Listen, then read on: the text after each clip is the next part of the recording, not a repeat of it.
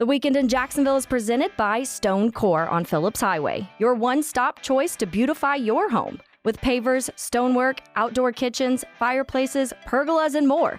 Stonecore, we do outdoors better.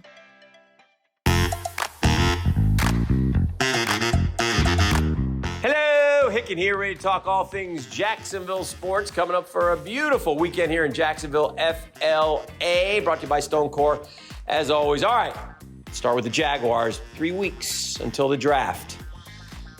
We were a little shook as a Jag fan base by the Stefon Diggs to Houston trade. I will say this, I will give Houston credit in this. This is what you do when you have a really good quarterback on a rookie deal. You go all in.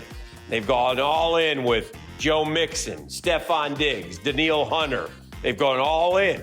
And so I don't know if it's going to work or not. Nobody does. But that's what you do. We're still waiting for that all in with Trevor, right? I mean, Christian Kirk was a great addition. Gabe Davis is a nice addition. Where's the number one guy? Go find us the number one guy. I've talked about this before. Trade up and get the number one guy. I half kiddingly said on Twitter,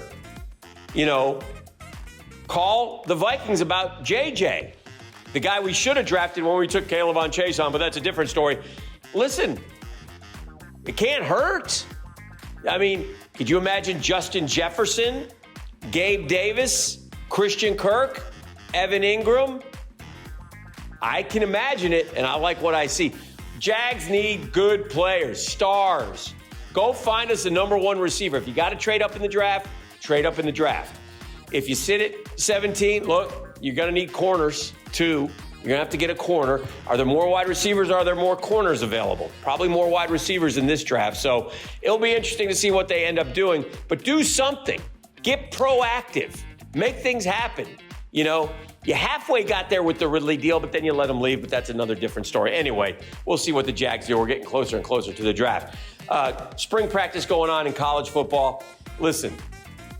Graham Mertz's an impressive kid. It's too bad he's played on a lousy team at Florida last year. He had a really good year. Speaks very well. He's very excited. Says all the right things. We don't have to prove the haters wrong. We want to prove the people who believe in us right. I like that. I like what I hear from Graham Mertz. But we got to see it on the field, right? Billy Napier can say all he wants. Graham Mertz can say all he wants. The Florida program can say all it wants until Florida goes and starts 4-0 and beats Miami and beats Kentucky and wins a couple of those death watch games in November. It means nothing, right? They've had 3 straight losing seasons, 2 under Billy Napier.